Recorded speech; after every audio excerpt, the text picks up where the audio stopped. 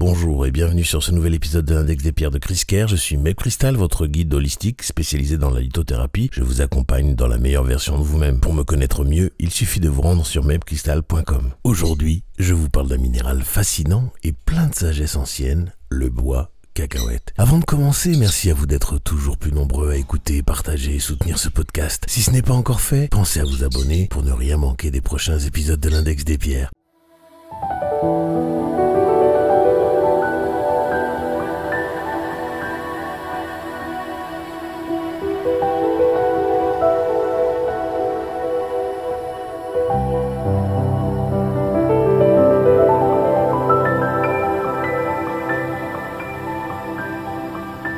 Le bois cacahuète est une variété de bois fossilisé originaire d'Australie, reconnaissable à son apparence très singulière, des zones brunes ou noires veinées de taches beige ou crème, qui évoquent la forme et la couleur de cacahuète, d'où son nom. Ce n'est pas un bois ordinaire, mais bien un fossile, c'est-à-dire un bois ancien, transformé au fil des millions d'années en roche par un processus naturel que l'on appelle la pétrification. Lors de ce phénomène, les tissus végétaux sont lentement remplacés par des minéraux présents dans l'eau et les sédiments jusqu'à ce que la matière organique disparaisse complètement. Ce qu'il en reste, c'est la structure du bois, mais cristallisée, stabilisée, empreinte de la mémoire du vivant et d'un ancrage exceptionnel. Le bois cacahuète est une pierre d'ancrage profond qui s'adresse à toutes celles et ceux qui ont du mal à habiter pleinement leur corps ou leur incarnation. D'autres disent leur personnage. C'est un allié puissant pour ceux qui se sentent déconnectés de la terre, que ce soit sur le plan physique ou énergétique. Le bois cacahuète stimule le chakra racine, le chakra du Dansien, la porte de Gaïa et le chakra de l'étoile de la Terre pour ancrer l'énergie spirituelle dans la matière et stabiliser la Kundalini dans le corps. En d'autres termes, il aide à faire descendre les grandes inspirations, les ressentis subtils et les énergies spirituelles jusque dans la vie concrète. Il agit efficacement sur les chakras du Soma, du Dansien, le chakra racine et le chakra de la passerelle de Gaïa notamment pour soutenir l'incarnation dans les périodes de transition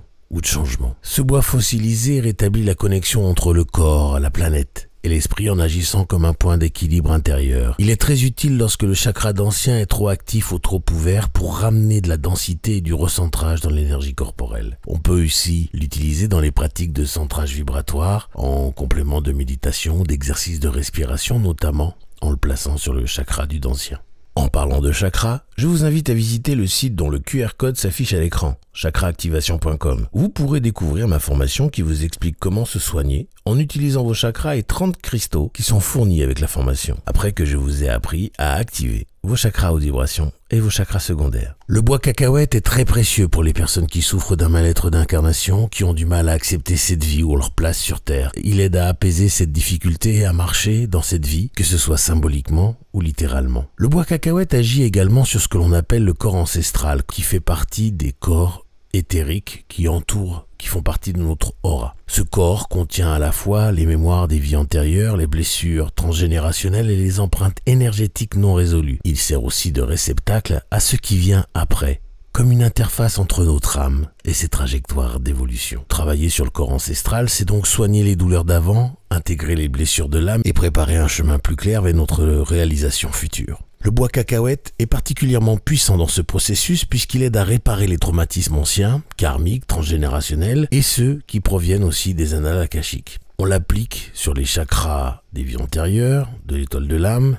du vortex causal, de l'alta major ou encore du cœur supérieur en fonction de la mémoire qu'il faut traiter. Sur le plan émotionnel, le bois cacahuète est une pierre stabilisante, rassurante, qui aide à calmer le système nerveux. Elle est indiquée en cas de traumatisme, qu'il soit récent ou ancien, et particulièrement sur les traumatismes émotionnels, notamment ceux qui sont liés au cœur et au plexus solaire. Il facilite également le lâcher-prise sur les blessures du passé en reconnectant l'être à la réalité présente avec simplicité et douceur. Le bois cacahuète vous aide à accepter la vie telle qu'elle est, sans excès de projection ni rejet du réel. Elle est aussi excellente pour ceux qui ont tendance à se sentir désalignés en cas de changement extérieur, car elle leur permet de transformer ces changements en opportunités. Chez les enfants ou les personnes en grande sensibilité, le bois cacahuète peut favoriser un comportement plus adapté tout en respectant leur intégrité. Sur le plan physique, le bois cacahuète calme les troubles de l'équilibre ou de la marche en la posant sur les chakras des genoux. Il calme aussi les acouphènes ou la baisse d'audition en la posant sur les chakras des vies antérieures ou encore plus simplement derrière les oreilles. Le bois cacahuète nous aide à la perte de poids, notamment lorsqu'elle est liée à un désalignement entre le corps et l'esprit. Le bois cacahuète est aussi utilisé pour harmoniser les dossiers santé provenant de nos annales akashiques, notamment ceux liés au traumatisme profond ou aux douleurs cycliques. En feng shui, en magie ou dans diverses activités spirituelles, on peut utiliser le bois cacahuète comme représentant de l'énergie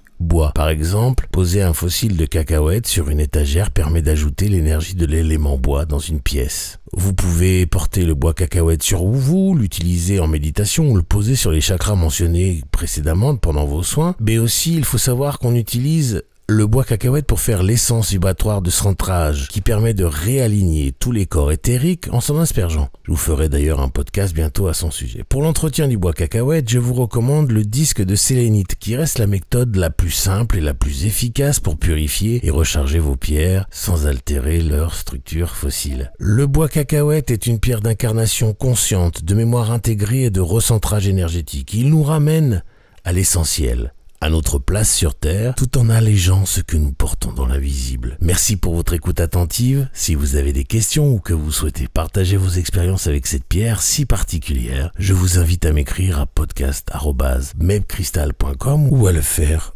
en commentaire. Je vous invite à vous abonner, liker et partager ce podcast au maximum à ceux qui le méritent autour de vous pour que le savoir sur les bienfaits des pierres se développe au mieux, le plus rapidement possible. Je vous en remercie d'avance. Je vous affiche tous mes sites en commençant par mebcrystal.com où vous pouvez tout savoir sur les soins énergétiques et holistiques, la lithothérapie et aussi prendre rendez-vous avec moi pour un soin. La boutique chriscare.com pour vous équiper de tout ce dont vous avez besoin pour faire vos rituels. Enfin, la formation chakraactivation.com où je vous apprends comment vous soigner seul avec des cristaux par l'intermédiaire des chakras après que je vous ai appris à activer vos chakras haute vibration et secondaires. Pour vous y rendre, il suffit de flasher le QR code correspondant ou de cliquer sur les liens dans la description. Je vous laisse retourner à vos occupations et je vous envoie tout mon amour en demandant à l'univers de vous baigner dans les meilleures énergies possibles.